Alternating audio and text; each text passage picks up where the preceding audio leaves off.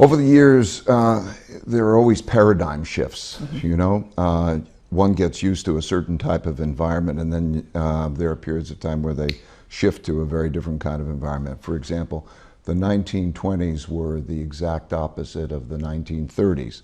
So the transition from the 20s to the 30s shocked people. 40s were different from the 50s, and so on, in all of their various ways.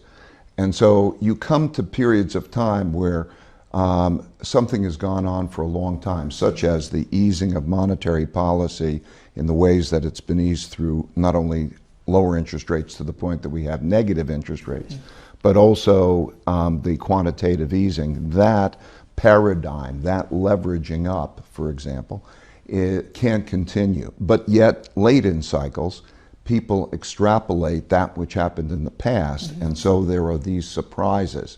I think there are always these paradigm shifts, and I think by stepping back and seeing history from a longer term perspective is very helpful. But this time around, were you surprised at how quickly things have changed? I'm not, you know, like I'm never surprised to be surprised. I think, what do we mean by those changes? I think that becomes the question. At how suddenly, you know, from Fed hiking, we've suddenly gone into a Fed dovish mode. Oh, I don't think that's surprising. I think the Fed made a mistake, and I think the Fed understands that it made a mistake in assuming that this is a normal cycle. And what they thought was, if you pick up growth and lower unemployment, you're going to produce inflation. We're living in a different world now for various reasons, a world of a lot of excess capacity, a world of digitalization and so on, in which that's not the big thing.